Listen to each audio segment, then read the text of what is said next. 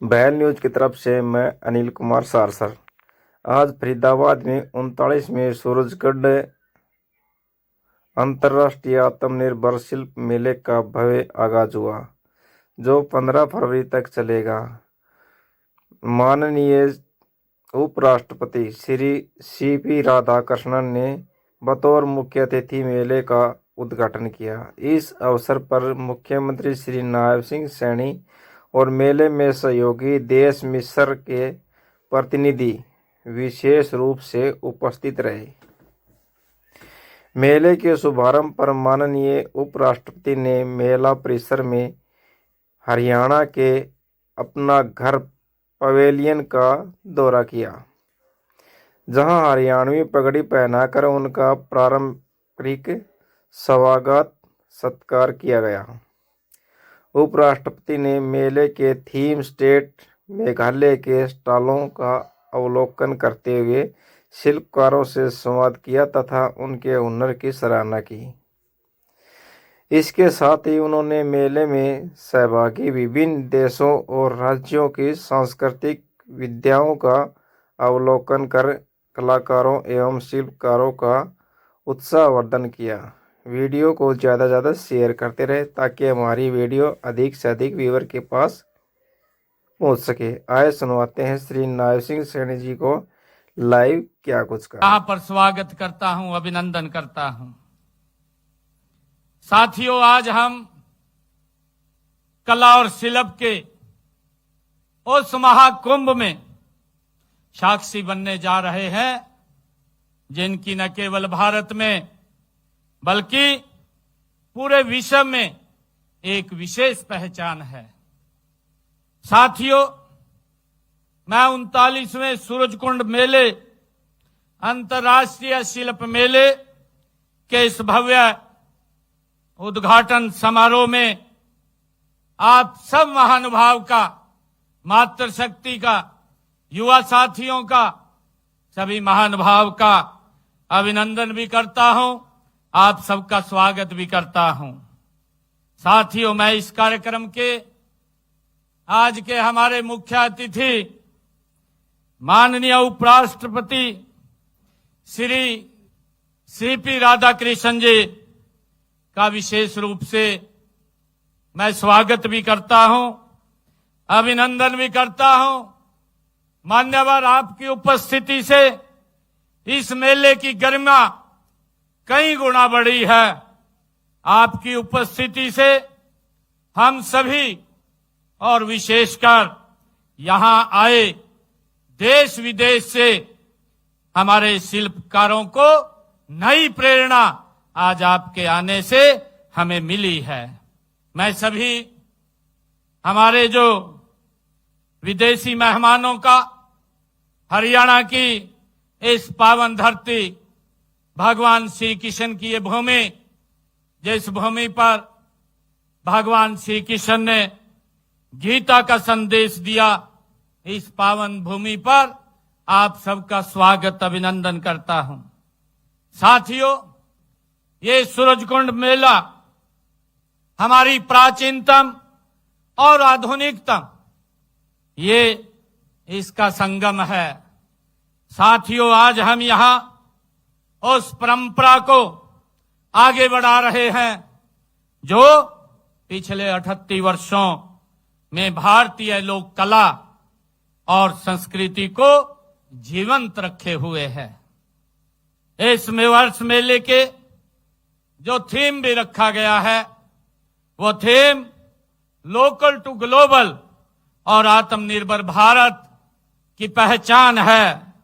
यह थीम हमारे देश के यशस्वी प्रधानमंत्री आदरणीय नरेंद्र मोदी जी के उस सपने का ये प्रतिबिंब है जिसमें वे भारत के हर कोने में बैठे हुए हुनरमंद हाथ को वैश्विक बाजार से जोड़ना चाहते हैं। साथियों, आत्मनिर्भर का अर्थ केवल आर्थिक स्वतंत्रता नहीं है, इसमें अपनी संस्कृति पर गर्व करना, अपनी विरासत को सहेजना और उसे दुनिया के सामने प्रस्तुत करना ये शामिल है। साथियों, सूरजकुंड मेला इसी आत्मनिर्भरता का जीता जागता ये प्रमाण है। साथियों, यहां मिट्टी के बर्तनों से लेकर हाथ के बुने हुए कपड़ों तक हर एक वस्तु में भारत की आत्मा बसती है। साथियों, इस मेले के असली नायक हमारे शिल्पकार हैं, जो हमारे सामने ये अलग अलग आइटम जो हाथ से बनी हुई है उसको लेकर के आए हैं। साथियों, इस बार भी देश के हर राज्य और केंद्र शासित प्रदेश से शिल्पकार अपनी कला का प्रदर्शन करने के लिए यहां पधारे हैं। चाहे वह उत्तर पूर्व हो, भारत की बांस की कारीगरी हो, दक्षिण की सिल्क साड़ियां हो, पश्चिम की रंग बिरंगी कढ़ाई हो और उत्तर भारत की लकड़ी की नक्शाई हो, पूरा अतुल्य भारत आज यहां सूरजकुंड में सिमट आया है।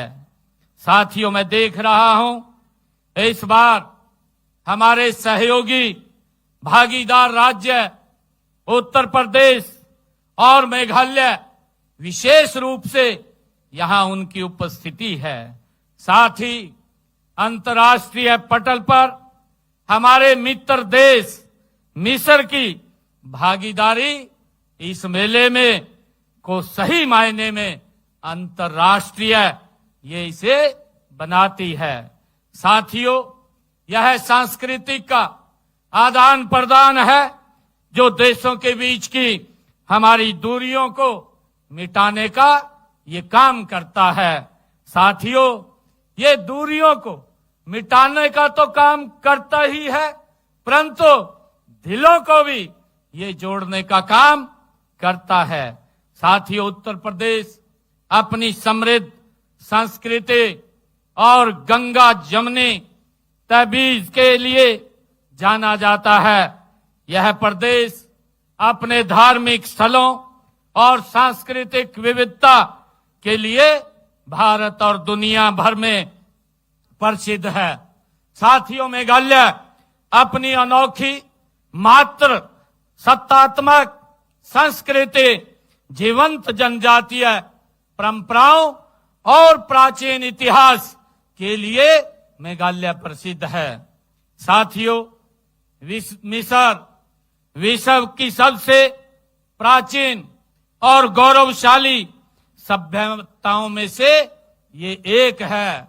साथियों, मुझे खुशी है ये देश नील नदी के तट पर ये विकसित हुआ है, जिसने यहाँ की कृषि, संस्कृति और जीवन शैली को समृद्ध बनाया है। साथियों, मिस्र अपने विशाल पिरामिडों, फिरौन, चित्रलिपि और ममीकरण जैसी अद्भुत विरासत के कारण ये प्रसिद्ध है।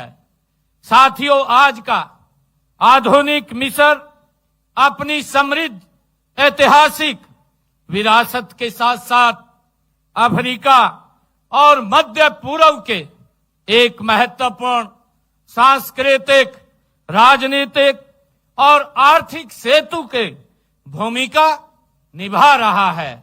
साथियों, हरियाणा सरकार पर्यटन को बढ़ावा देने के लिए निरंतर प्रयास कर रही है। हमारा मानना है कि पर्यटन विकास का एक ऐसा इंजन है जो रोजगार के सबसे अधिक अवसर पैदा करता है। साथियों, सूरजकुंड मेला इसका प्रत्यक्ष प्रमाण है। अगले 15 दिनों तक यानी कि 15 फरवरी तक यह स्थान लाखों पर्यटकों की चहल पहल से ये गूंजेगा, बल्कि स्थानीय हमारे जो टैक्सी चालक हैं, होटल व्यवसायी हैं, छोटे दुकानदार हैं, उन सबको भी ये रोजगार देने का काम हमारा सूरज कुंड मेला ये करेगा। साथियों, यहां आए पर्यटक कोई वस्तु खरीदते हैं तो वे केवल एक उत्पाद नहीं खरीदते, बल्कि एक शिल्पकार के परिवार को ये संबल देते हैं, उनकी कला का वो सम्मान करते हैं और वोकल फॉर लोकल के मंत्र को वो सिद्ध करते हैं, उसको मजबूत करते हैं। साथियों, हरियाणा पर्यटन विभाग ने सभी सुविधाओं के लिए व्यापक प्रबंध भी यहां किए हैं। मुझे खुशी है कि हमारे अधिकारी, विशेष रूप से मेला प्रशासक, हरियाणा पर्यटन के हमारे प्रबंधक और दिन रात मेहनत करके इस आयोजन को सफल बनाने का वो काम किया है। साथियों, हम प्रदेश में शिल्प कला को बढ़ावा देने के लिए इसी तरह के मंच लगातार प्रदान करते रहते हैं।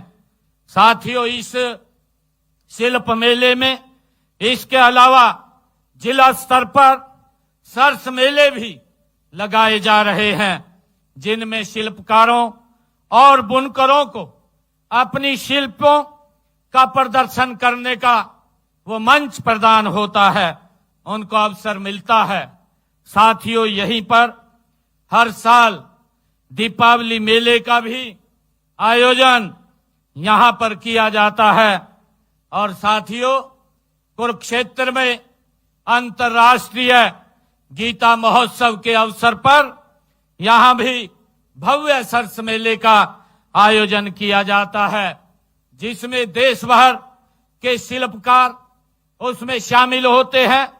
हम सबके लिए गर्व की बात है कि देश के यशस्वी प्रधानमंत्री आदरणीय नरेंद्र मोदी जी ने गत 25 नवंबर को अंतर्राष्ट्रीय गीता महोत्सव में शामिल होकर उस महोत्सव की गरिमा बढ़ाने का काम देश के यशस्वी प्रधानमंत्री आदरणीय नरेंद्र मोदी जी ने किया है।